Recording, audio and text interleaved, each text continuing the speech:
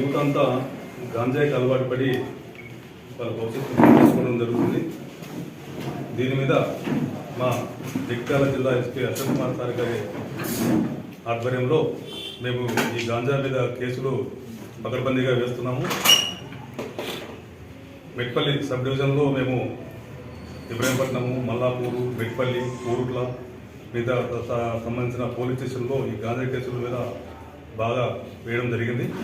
అదే క్రమంలో 6/8/24 రోజున కోరుకుల్లో ఎస్ఐ శ్వేత గారి నమ్మదగిన సమాచారం ప్రకారము చందు ఆలకుంట రాజేష్ అలియాస్ చందు, వయసు 19 సంవత్సరాలు, కులం వడ్డెర, వృత్తి కూలిపని, గ్రామం జోగిరిపల్లి మండలం కోరుట్ల, కూలి పని చేసుకుంటూ జీవిస్తుంటాడు.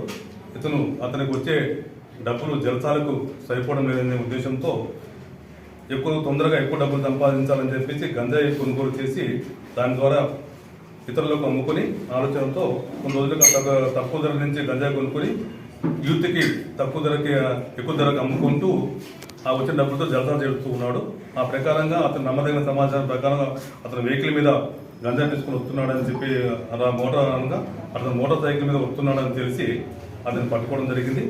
అతని దగ్గర 655 గ్రాముల గంజాయి, ఒక మోటార్ సైకిల్, ఒక మొబైల్ ఫోన్ను స్వాధీనపరుచుకొని కేసు చేసి అతని రిమాండ్ పంపించడం జరిగింది.